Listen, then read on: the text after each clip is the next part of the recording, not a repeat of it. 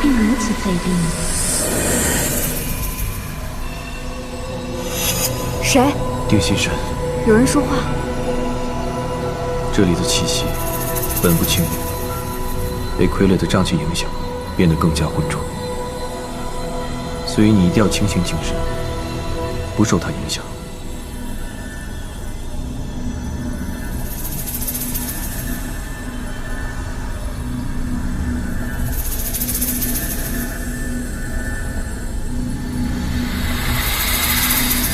他为你疗伤，运送功德，背上的伤痛裂开，要照你如何天然之法最之人。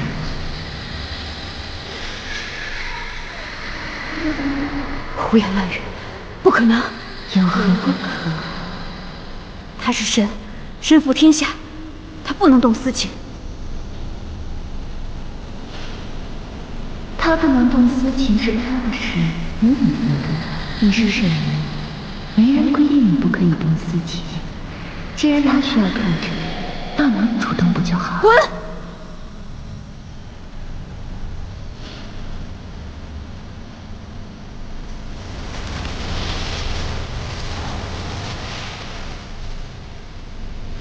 既能让他不犯天道，又能满足你的一己私欲，就在这个世上，你也会知道的。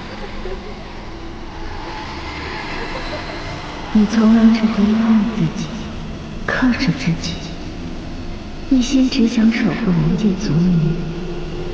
盼望天下将士，你可总有一天是为自己活的，一生就化作这个人死，就在这里，没有人会知道，天道也会不到行止的同时，这是一世人一世的克制不住。你很爱他，他也深爱你；你很爱他，他也深爱你，你还不知道。神医，你看啊，神医，看我，神医。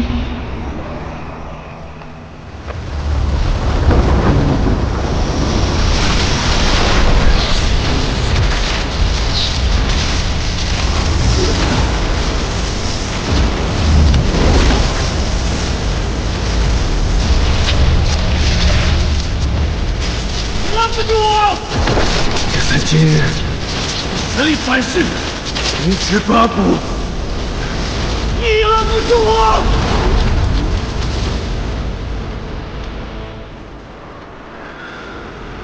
从前从未觉得三界有多大，而今时今日，我竟然连一个东海都寻不完。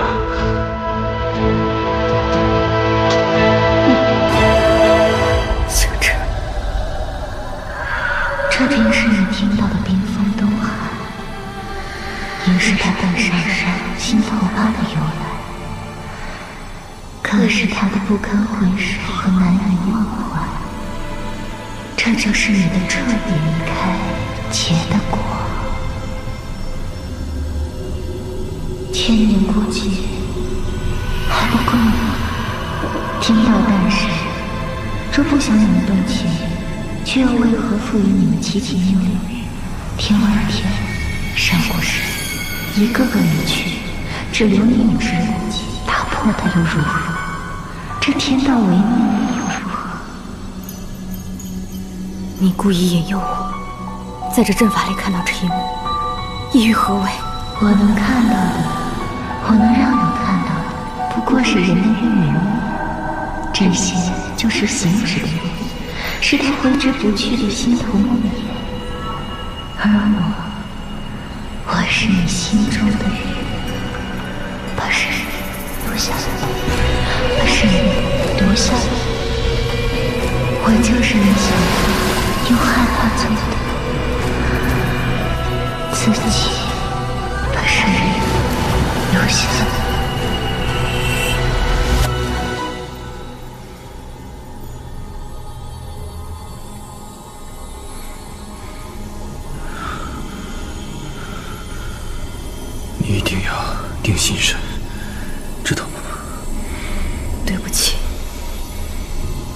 你为何与我道歉？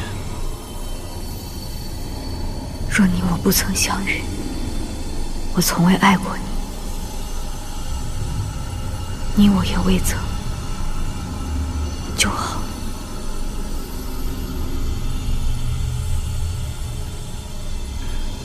阿离，我活了这么久，数万年的光阴，可最让我庆幸的，就是遇到了你。可是你遇见我，你便受到了天罚。我受到逆天惩罚，并不是因为遇见了你，而是因为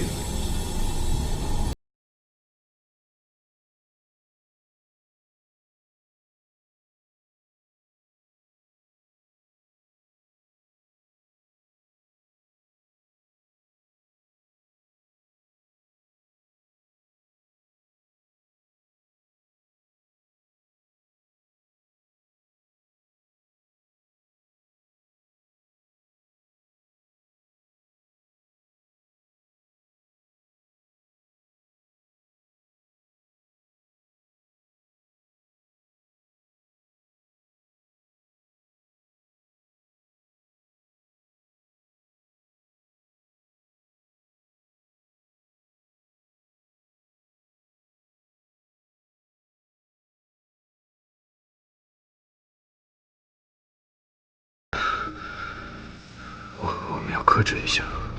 我很冷静，我很清楚的知道自己在做什么。杜雪良，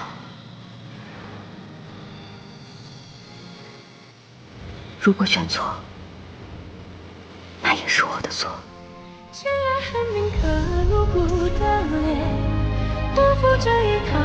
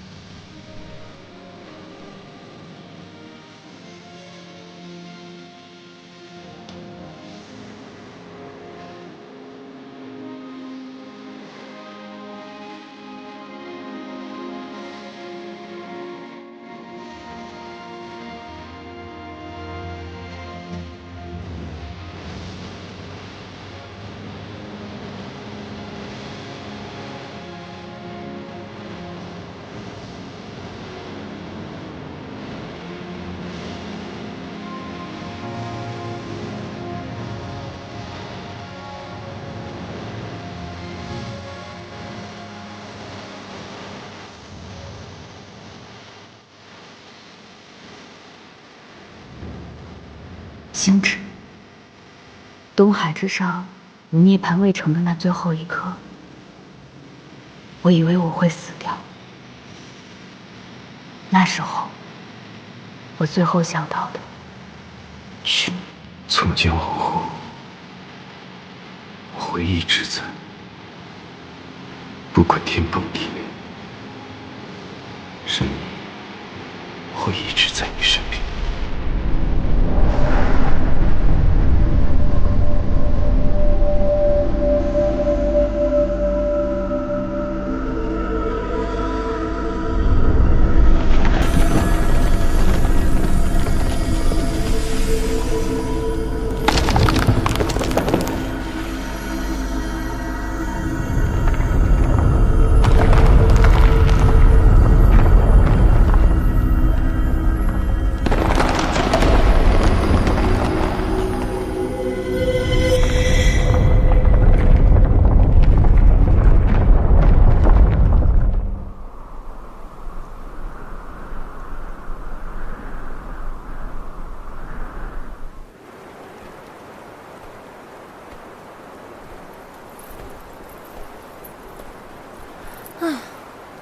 么久没来后山，那地方在哪儿来着？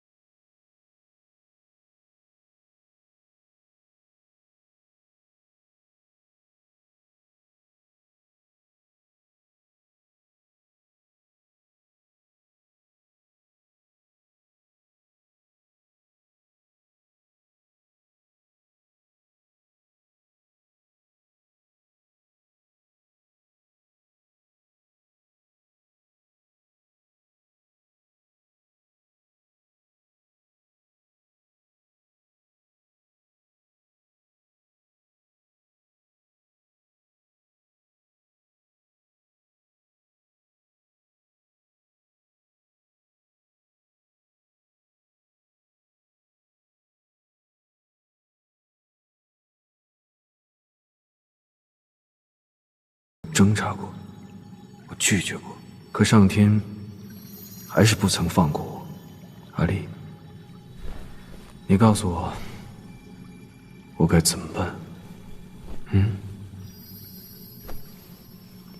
若只是动了情，未曾行逆天之事，便也不会受到天道反噬。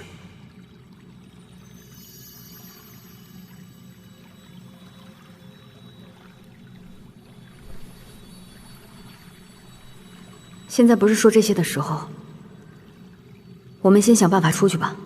金娘子说有人攻山，怕是……沈莲，我活了这么久，也就只遇到你这么一个女人。你在想什么啊？那事儿之后，你可以立刻跟我翻脸，谈正事，还没有半点含糊。啊？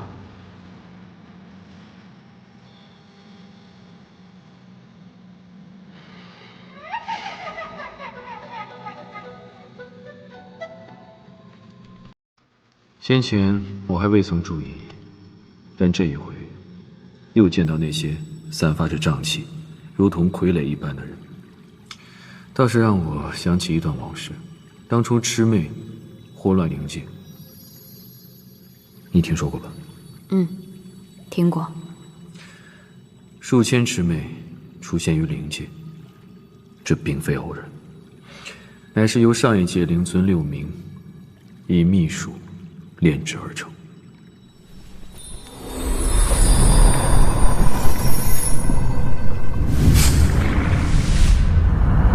6名觉得仙界无能，不甘心与仙界平分天意，欲灭之。然而遭受朝中大臣的极力反对，以恐损灵界族民之由挡了回去。6名心有不甘，私下炼制了数千魑魅以攻打仙界。当时魑魅的数量过多，力量过于强大，致使他无法掌控，从而有魑魅之祸。灵界无力抵抗，便传输给仙界，天君才来寻我，便有了之后的封印魑魅一事。当年与蝎尾狐一战，便弄得我灵界战士狼狈不堪。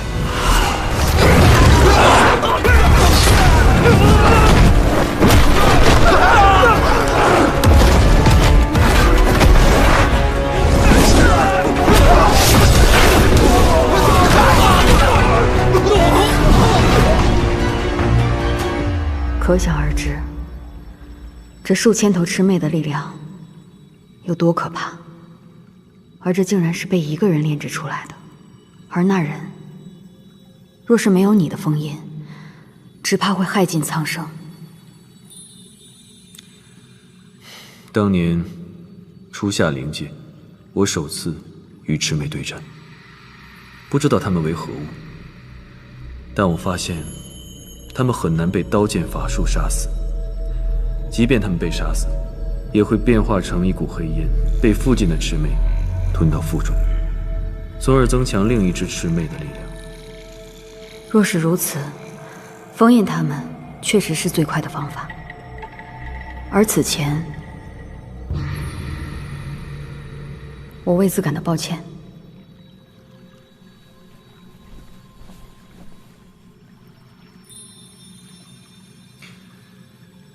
你有没有想到什么？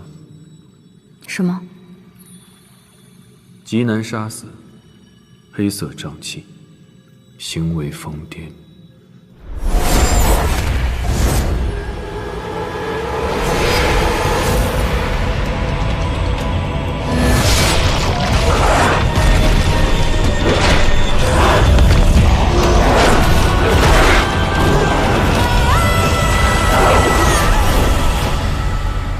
那些傀儡，还有追来的黑衣人，也是类似于魑魅。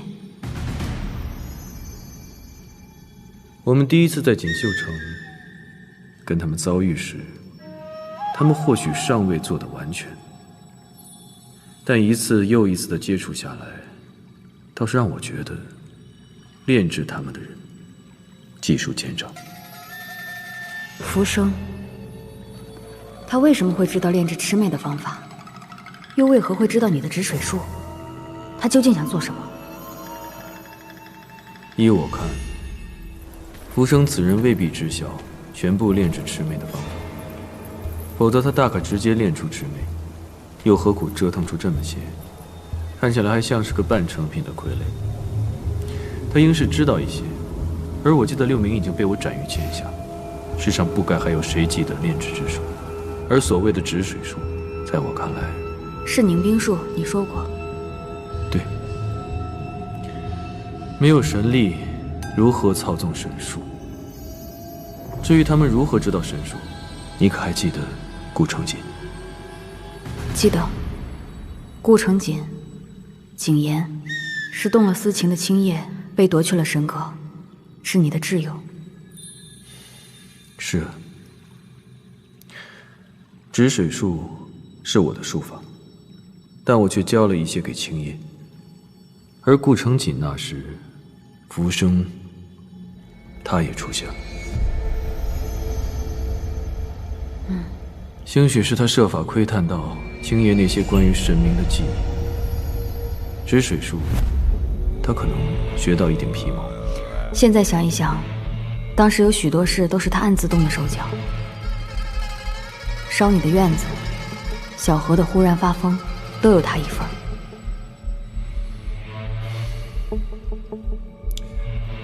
那你说，他要做这些事，他是为了达到什么目的？他的目的是徐天渊。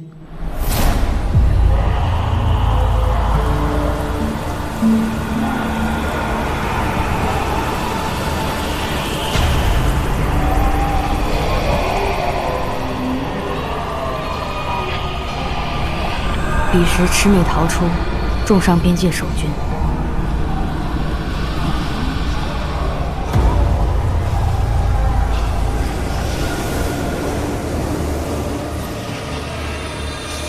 而后不久，你便来灵界重塑封印。再不久，人界地仙山灵被相继抓走。虽不知他们抓山灵地仙的具体目的，但必定与浮生造出半成品的傀儡有关。放我出去！放我出去！你们干什么？放我出去！放我出去！那时我还在锦绣城中，我与被炼制成傀儡的子夏交手。想来，他这些炼制魑魅的方法，皆是来自于徐天渊中。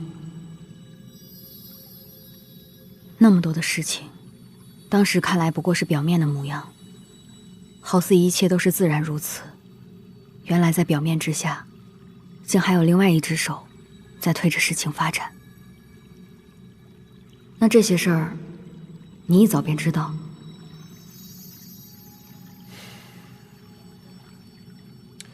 我也是待线索多了以后，才慢慢把事情串联起来。那我们要快点出去。我要回到灵界，尽快禀报给灵尊，做应对之策。7年前，我封印魑魅之后，元气大损，无力再掌管灵界。你的师父沈沐月成了现任灵尊。我对他不甚了解，但我敢肯定，他要弑瞒你。灵尊会欺我瞒我，但绝不会害我，我相信他。你若是也会如此信我，那该多好。那不一样，他与我来说亦师亦母，没有他我活不到今天，所以他就算是欺瞒我一生，要了我的命，给他又何妨？我怎会让你把命给他？事到如今，你让我怎么舍得？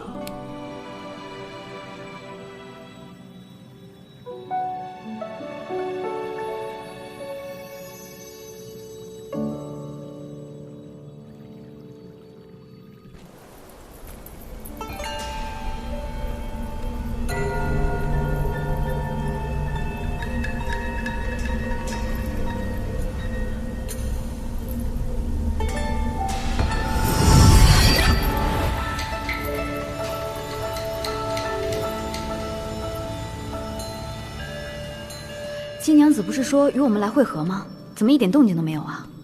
她不会有事儿吧？这你根本就不用担心。不说别的，论逃命的本事，他是1等1的好。哎呀，奴家这好不容易才脱身，这还想着下来救人呢，便听见神君这样说奴家，真是好让人伤心啊。奴家不依，神君得与奴家道歉才是，不然奴家就不救你们出去了。如此，我便不道歉了，你自己回去吧。哟，神君这是还想和妹妹待在一起呢，那奴家可更不依了。好了，赶快吧，带我们出去。走吧。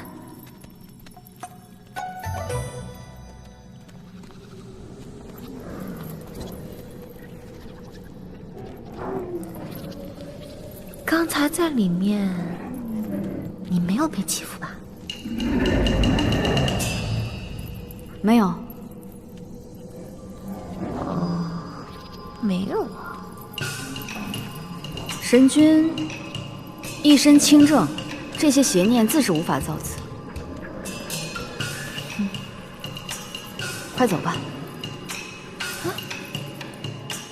妹妹，你的功力恢复了，你是怎么治好的？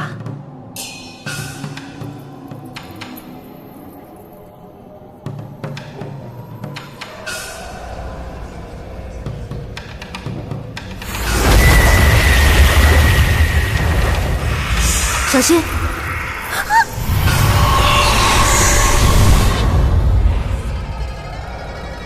这些是什么东西啊？这就可糟糕了，这不可能啊！他哪来这么大的力量，把我的封印都冲破了？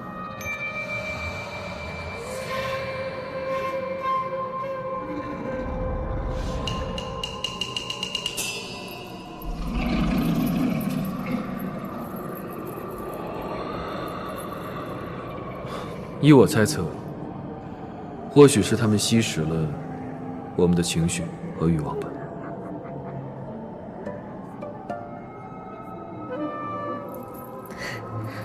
神君，你的欲望是有多强烈啊？你这可把奴家给害苦了。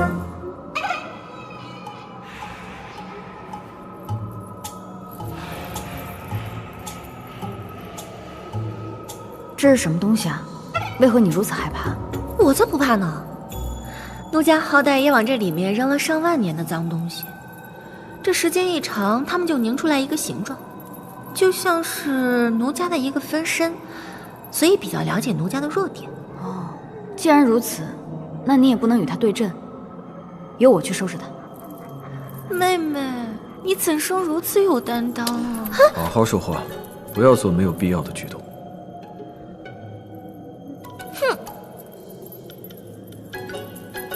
妹妹放心，奴家收拾得了。他就是麻烦在最能蛊惑人心。你们在里面的时候，定是中招了吧？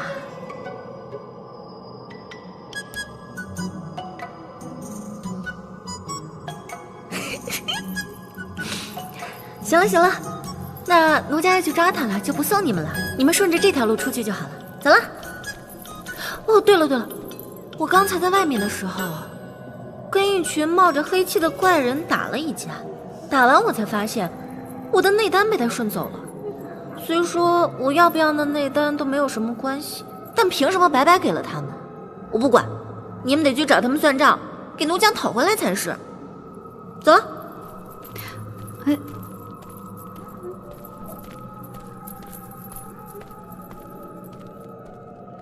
浮生，他们为什么拿他的内丹？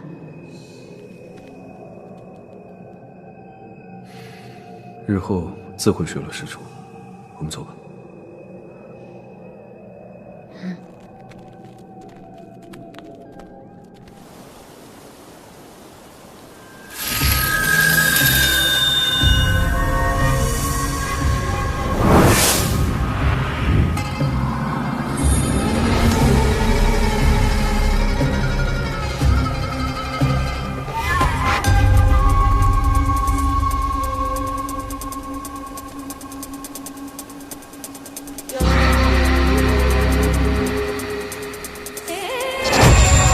谁？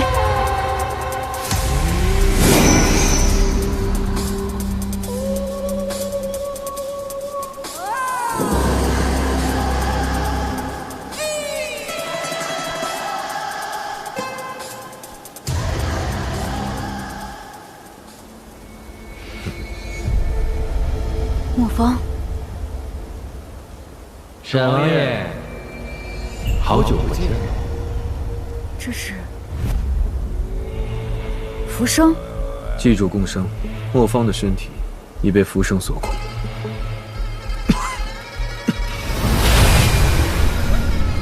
浮生，今日我们新仇旧恨一起算。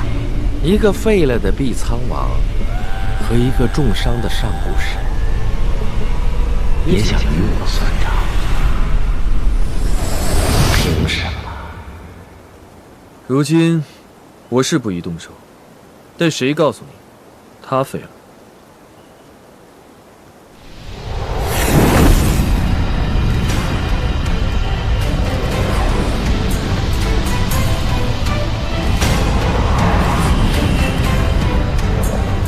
融合了内丹之力，这才是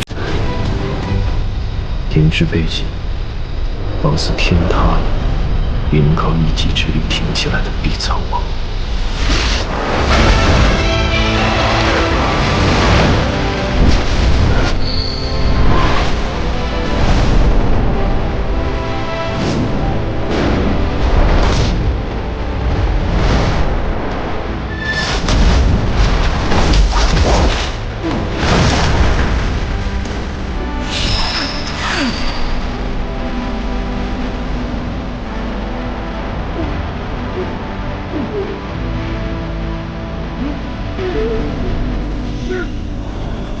看来他已经完全融合了碧海苍主，变得如此厉害。如今少主这身体是对付不了他了。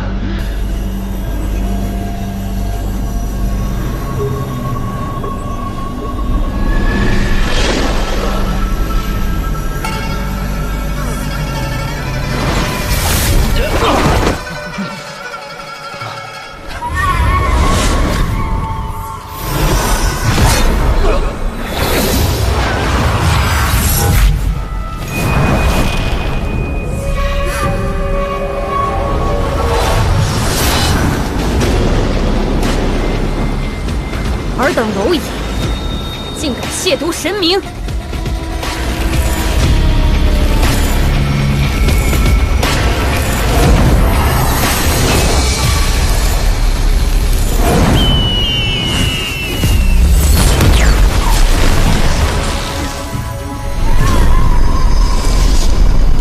他们还没对我怎么样，你便动了这么大肝火。总把你当成病秧子。先追人吧，他被你的火焰击中，应该跑不了多远。走吧。嗯。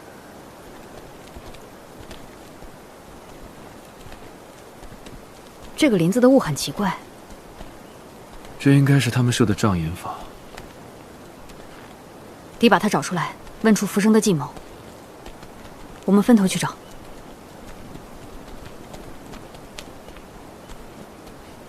心机。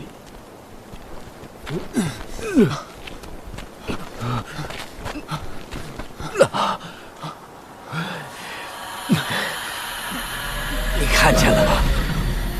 他对你是一点情面都不留啊！闭嘴，少主，你为他所做的一切根本不值得。我叫你闭嘴！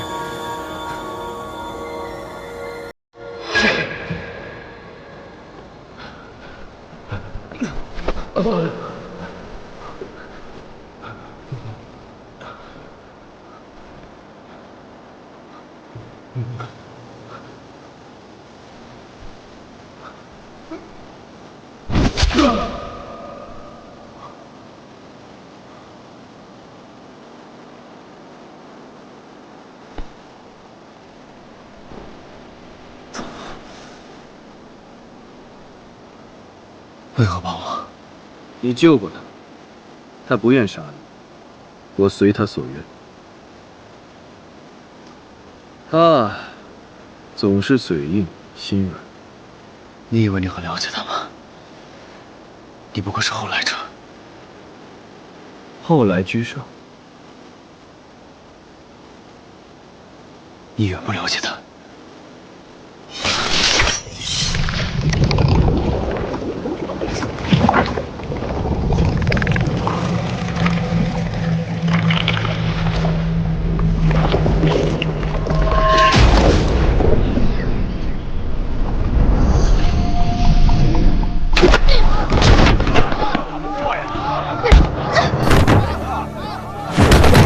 什么灵尊弟子，不过是运气好，被灵尊收为弟子而已，浪得虚名。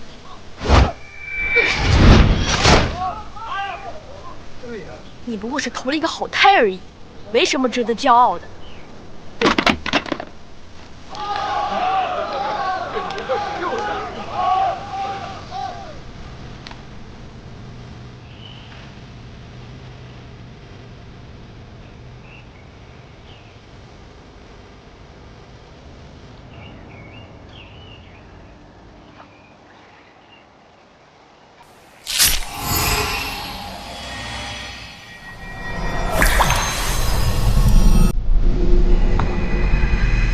以身为战，以血为引，祭奠生灵，凡人皆可通五行之力。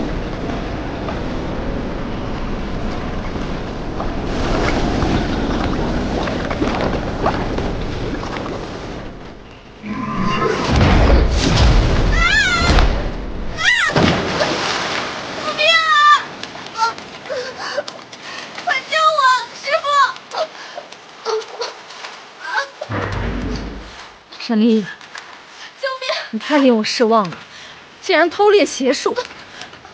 我知错了，快救我！师傅，闭嘴！歪门邪道，只会毁了你的未来。今日不让你吃点苦头，你如何长教训？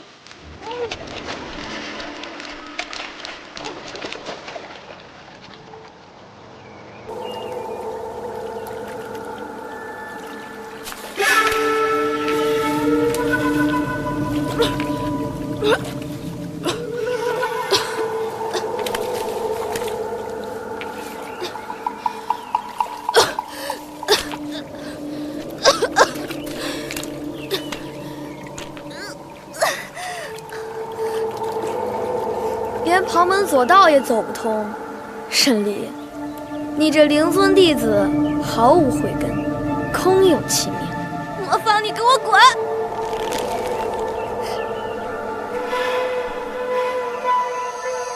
你凭什么命令我？啊！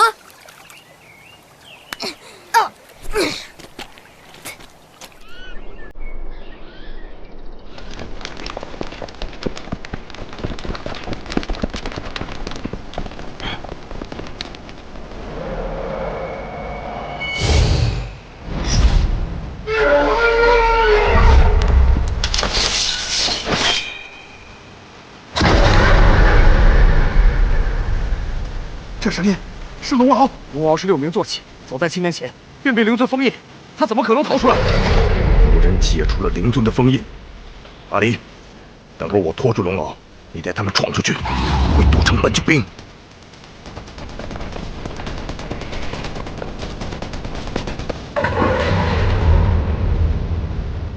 那个黑脸怪呢？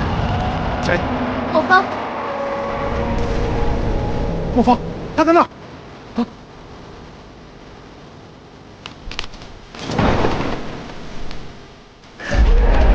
跟好，一条队，跟我走。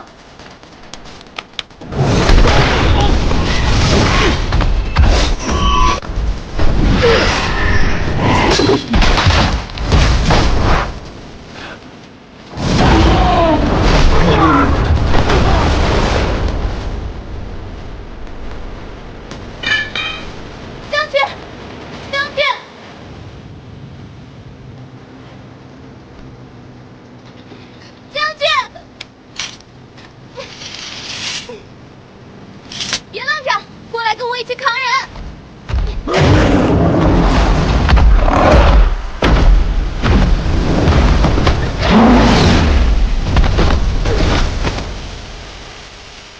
你不是灵力很强吗？你的灵力呢？原来他是为了救我，他也没有我想象的那么坏。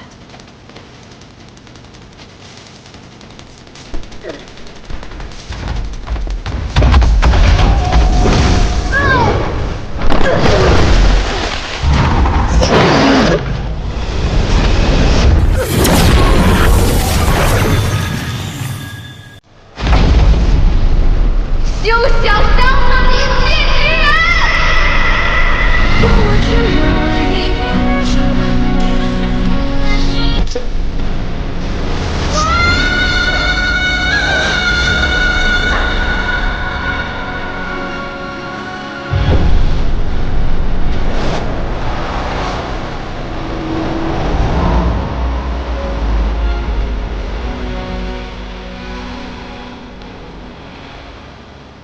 自那时起，我便跟王爷征战沙场。若没有你，少主说的太对了。若无形之人，你本有一线希望。走到今天这步，都是因为这位上古神。听我的，大开虚天渊，闯出魑魅，颠覆三界。那神离还会是你的囊中之物啊！闭嘴！看来你会种树，也并非全都是他人之错。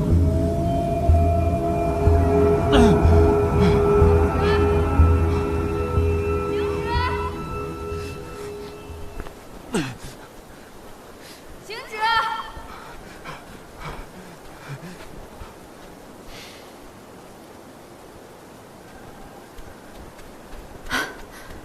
你怎么把他放走了？此前你不也放过他一次吗？仅此一次，还他救我出地牢之恩。下次见面绝不手软。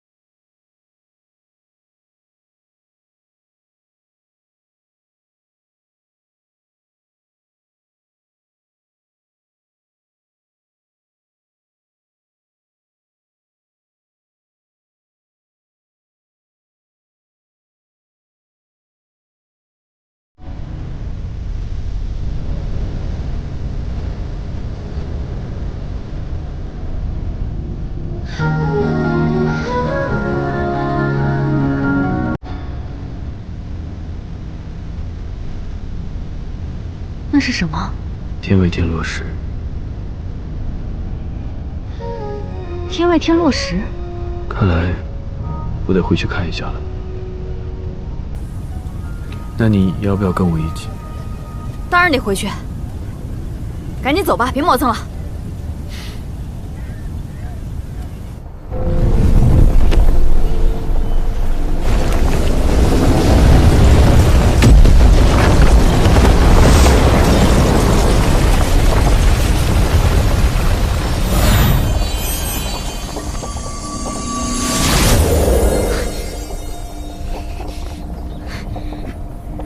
站住！灵界何人？胆敢擅闯仙界南天门！我是碧苍王府的侍女，我来仙界找行止神君。你可有灵尊手谕？我没有，我就是来找行止神君的。他把我家王爷的赤羽枪拿走了，那是我们王爷的遗物，是属于我们灵界的。我来找神君，让他还给我们。你没有灵尊手谕，没收寻找神君了。哪怕是仙界，我们也不能放你进去。你快回灵界吧！我不回去，拿不到王爷的枪，我绝不回去。不回去，我们也不会放你进去。难道你还想在这耗着不成？我不管，王爷的枪我一定要带走。我仙界南天门，岂容你在这放肆！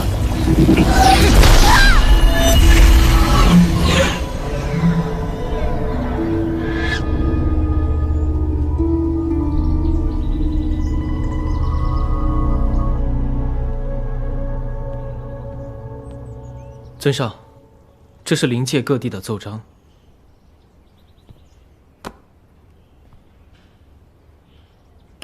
还有一事，王爷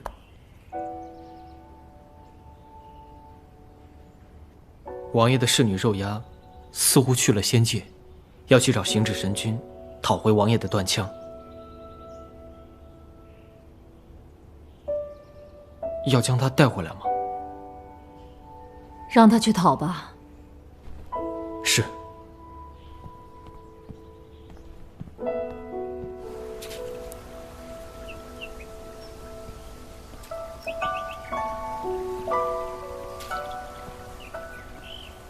尊上刚才没让咱们俩把那小丫头抓回来吧？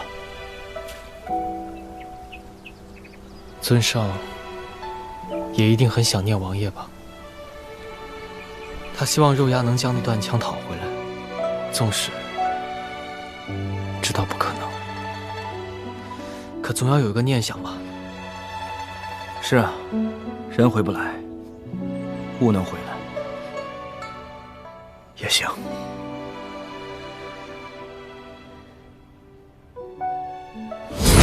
我问你话呢，神君在哪儿？如今神君心神不稳，我让你看着他，就是怕出什么意外。现在天外天往下掉石头，你竟然告诉我神君不知道在哪儿？你最近是不是又到人间吃喝玩乐去了？啊！我以为你成长了呀。我答应了神君不说，王爷你要斩便斩吧。这天外天往下掉石，你知道有多危险吗？你今日要不说，我定斩不饶。总有那天外天落石，也只落在人间的山野荒地，并未造成多大损害。我能让神君逍遥一天是一天，绝不供出神君行踪。你气死我了你！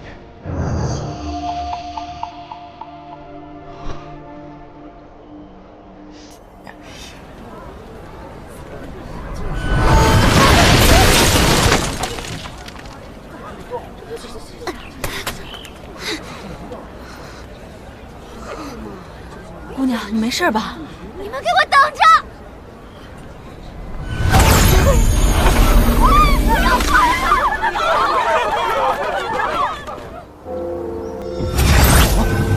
竟真的是他，竟然还活着！我去禀告天君，快去！神君，这是要去天外天，神君请留步。前些日子因您在东海处行事稍机，天外天有所松动，现在回去怕是不好吧？神君留步。沈离，神君，你这真的被神君……你糊涂啊！这个碧苍王真是祸害1000年。神君如此行事，怕不是着了那沈离的道？哎，说不定这还是灵界的阴谋呢。对啊，是不是从来没有想过，你也有这么一天，被认为是祸国妖精？申君，这种情况下你还能开玩笑，一点都不好笑。碧苍王，东海涅槃，乃是3界一大幸事，我等也知之计难觅，但世间难有两全之时。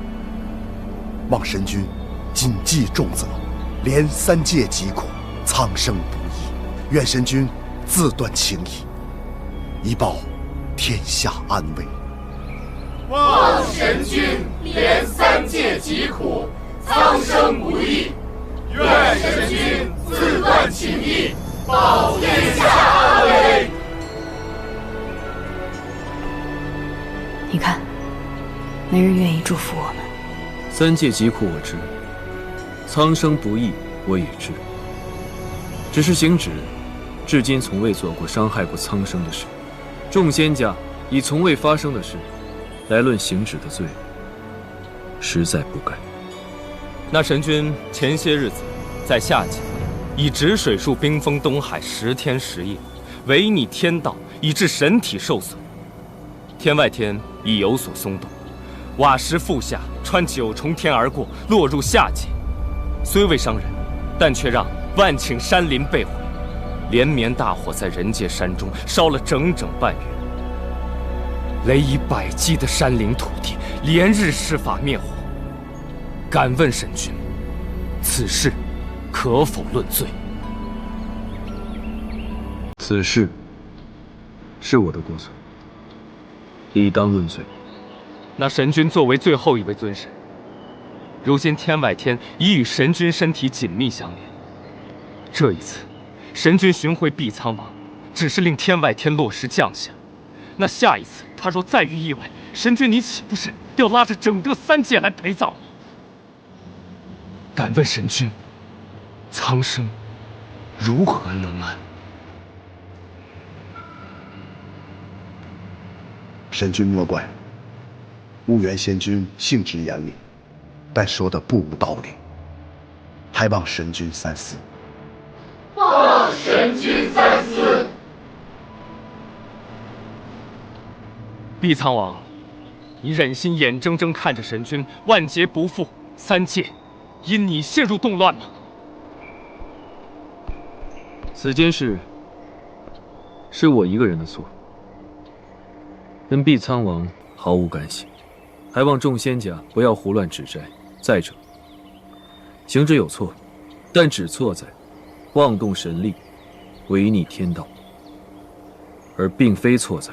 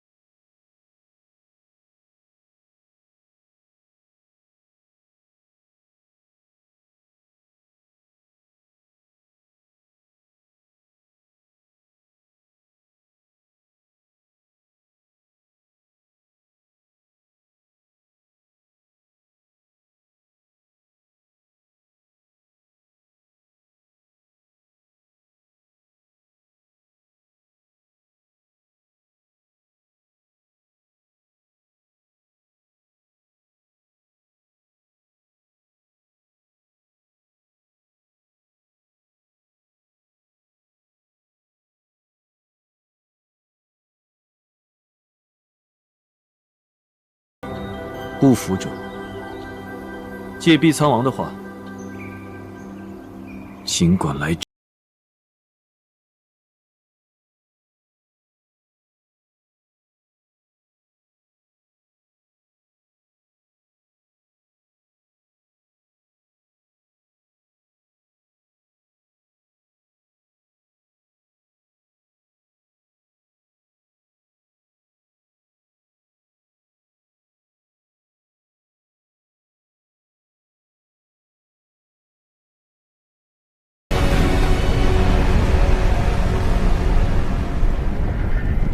天君与众仙君所言，神沈离心中自有分寸，神君有神君的想法，沈离也有自己的原则。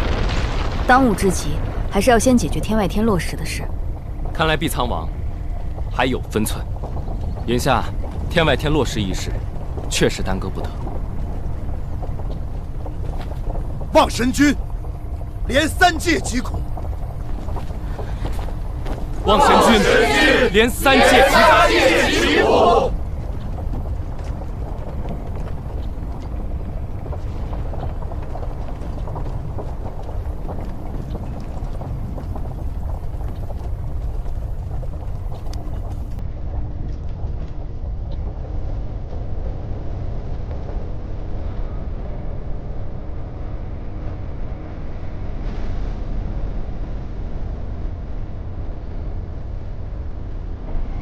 我到仙界，就是要回天外天，解决此事。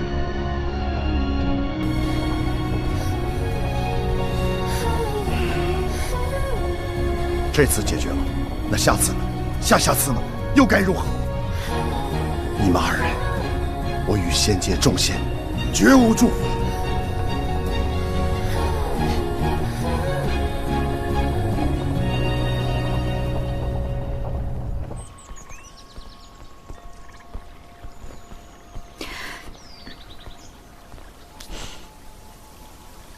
怎么了？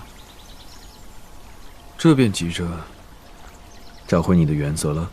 此前我没有出声，但也不代表我赞同你的想法。你跟我在雪山已经……雪山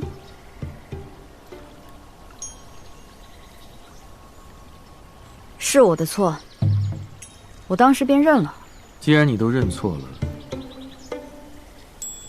那你不打算负责任吗？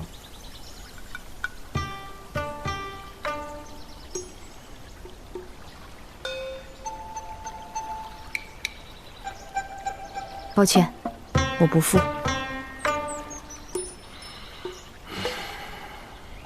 好一个负心汉，薄情郎啊！我的想法已经跟你说得很清楚了，你是知道我的。以后的事，以后再说。这件事在我这儿没有回旋的余地，不管是以前还是以后。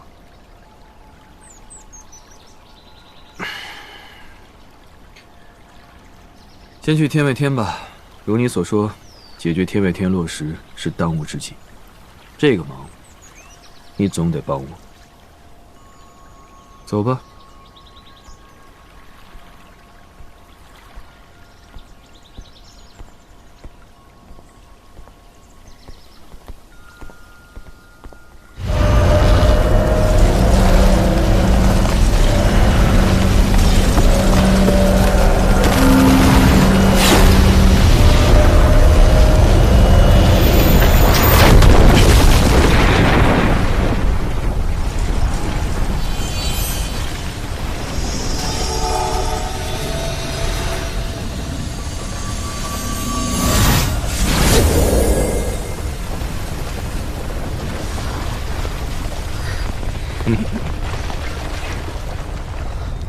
去守好南天门。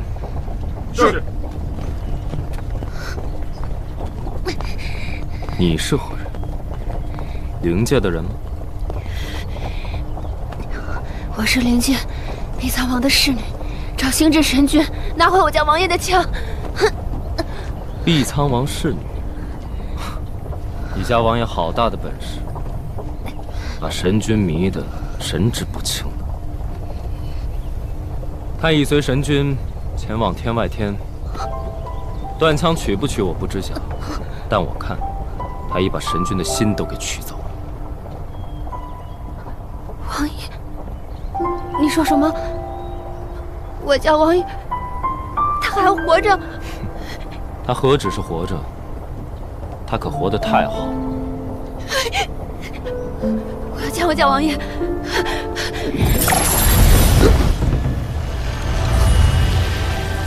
仙界岂是你想入便入的？自去请了灵尊守御，再来找你家王爷吧。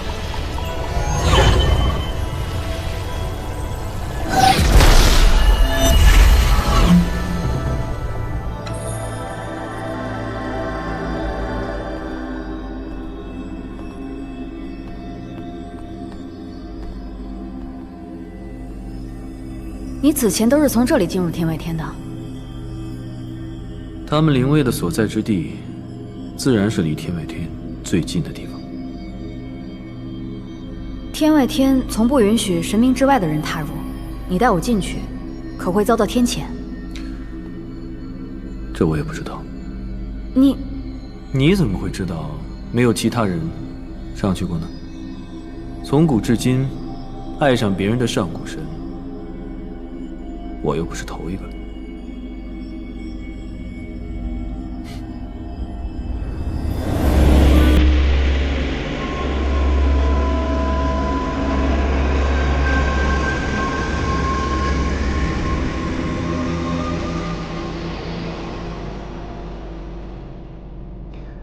依照我对他们的了解，没有谁会像传闻中一般正直乖巧的。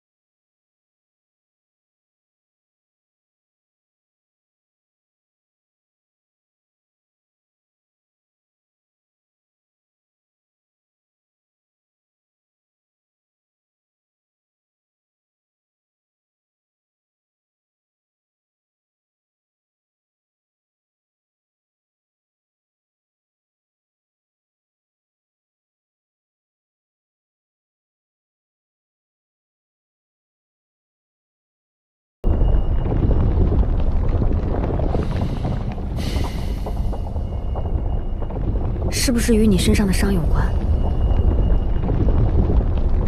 不能再让它坍塌了。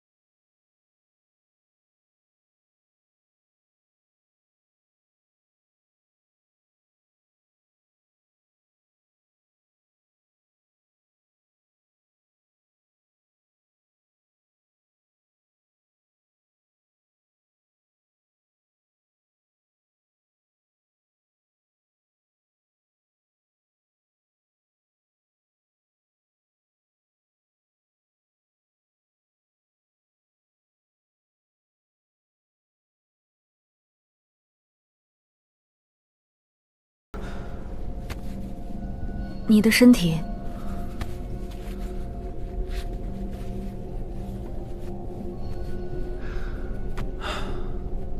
这不就拉住了吗？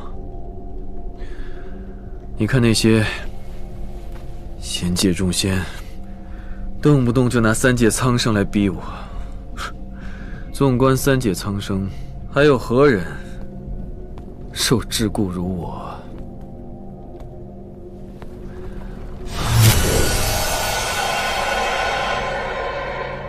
你位于高处，受苍生爱戴，得天之大利。这三界，又有谁受供奉如你？哪有什么便宜都让你占了的事？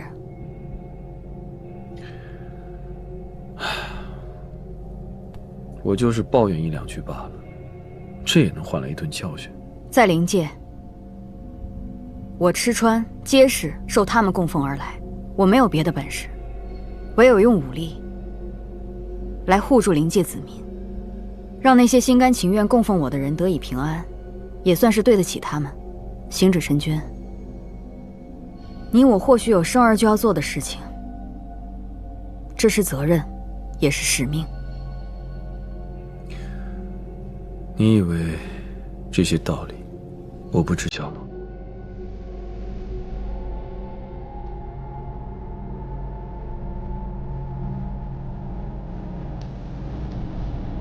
我喜欢你，我比任何人都渴望与你在一起。我想跟你回到那个院子里，我们坐在葡萄藤下，吹吹风，晒晒太阳。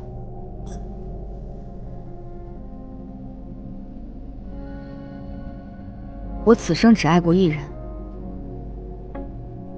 那人皆是你。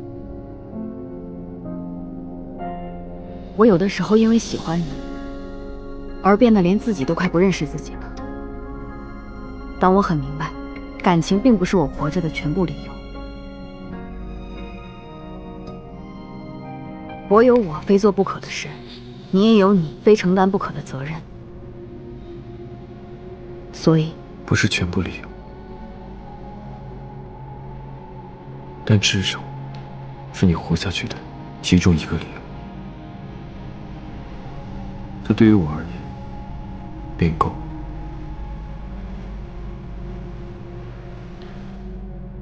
我的责任我自会承担，你要完成的事我也会替你完成。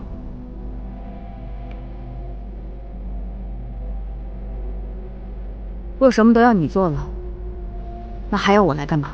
你就在此安然无恙便好了。荒谬！既然天外天的落实已经被你掌控，那我便回灵界了。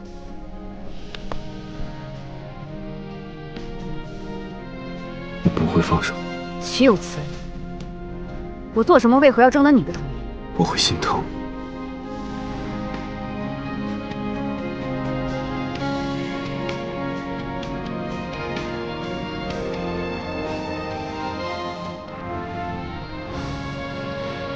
我会心疼。那些危险的事，就交由我来做。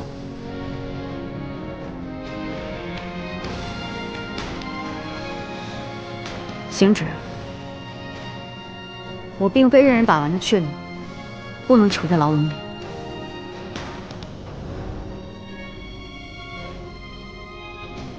这样说，